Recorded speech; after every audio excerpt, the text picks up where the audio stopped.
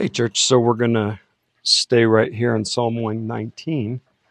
Probably could do this for a long time. It's not really my intent, but there is a theme that we hear that God is developing for us through these devotionals. And what it says here, starting in verse 33, is teach me your decrees, O Lord.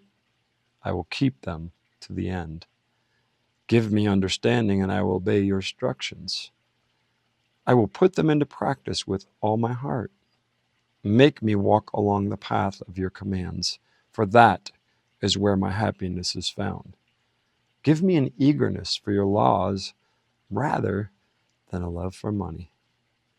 Turn my eyes from worthless things and give me life through your word. Okay, so the common theme that we are seeing here in Psalm 119 as we've been stepping through a few of these is the fact of knowing God's word, applying God's word, living in God's word. So it's a matter of knowing what God has said to us, which requires me spending time listening, reading, and intently applying God's word in our lives. So therefore, church, as we look at this, there is a need for money in our lives. There's no doubt about that. We recognize that. We don't deny that. God doesn't deny that. It's part of what we have to do to function. But what happens is there's a drive for that.